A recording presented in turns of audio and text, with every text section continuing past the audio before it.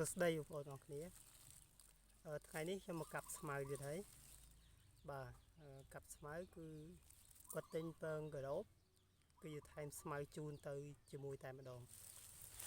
នេះខាងមុខខ្ញុំនេះគឺខ្ញុំបានដាំស្មៅខ្លួនឯងណាដើម្បីចំកាដូបអញ្ចឹងបងប្អូនដែលចង់ចំកាដូបបងប្អូនគួរដាំស្មៅសិនណាបាទគួរដាំស្មៅបានមុនបន្ទាប់មកចាំយើងចាប់ដើមចំកាដូបហើយពេលវេលាចំកាដូបគឺល្អណាស់សម្រាប់ប្រមូលផលពេលចូលឆ្នាំនឹងតែម្ដងហើយកដោបខ្ញុំគឺចាប់ផ្ដើមដល់ពេលចូលឆ្នាំគឺមានលក់ជូនបងប្អូនតែម្ដងណាឥឡូវចាំមើលស្មៅដែលខ្ញុំកំពុងតែកាន់នេះតើវាមានកម្ពស់វាយណាណាគឺខ្ញុំបានដាំយូរខែហើយខ្ញុំបានកាត់វាបរាហើយបានប្រមូលផលបរាហើយក៏បានលក់បរាដែរនេះឥឡូវបងប្អូនមើលនេះស្មៅណាខ្ញុំកាប់មកកងខ្ញុំ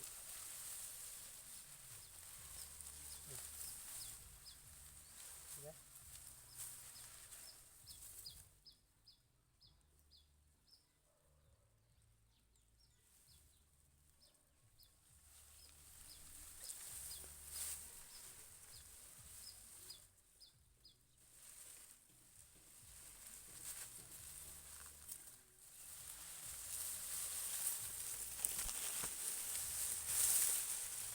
ពោះណាស់បងប្អូនអើយពោះស្មៅពោះបាទស្មៅហ្នឹងនិយាយទៅសួរដាំឯងបងប្អូនទិញទៅគឺមានកាប់ជាកង់ណានេះមួយថ្នាំងនេះឃើញទេខ្ញុំកាត់ធ្វើនេះមកកង់អូទិញឲ្យយកទៅដោតដោះហើយទិញយកទៅដោតឲ្យសេចទឹកវាទៅទិញដបងមួយថ្ងៃសេចទឹក2ដងទៅដល់ពេលវាចាប់ផ្ដើមចាក់ឫសដោះស្លឹកអាហ្នឹងយើងចាប់ផ្ដើមសេចមួយថ្ងៃម្ដ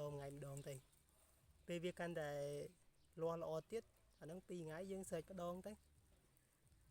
មើលថែវាតែដបងឯងពេលយើងដាំដបងដើម្បីវាចាក់ឫសបាទវាចាក់ឫសទៅគឺបែកគុំល្អណាស់ចឹងបងប្អូនធ្វើការស្មៅអាចតាក់ទងមកខ្ញុំបានណាខ្ញុំមានជួយបងប្អូនណា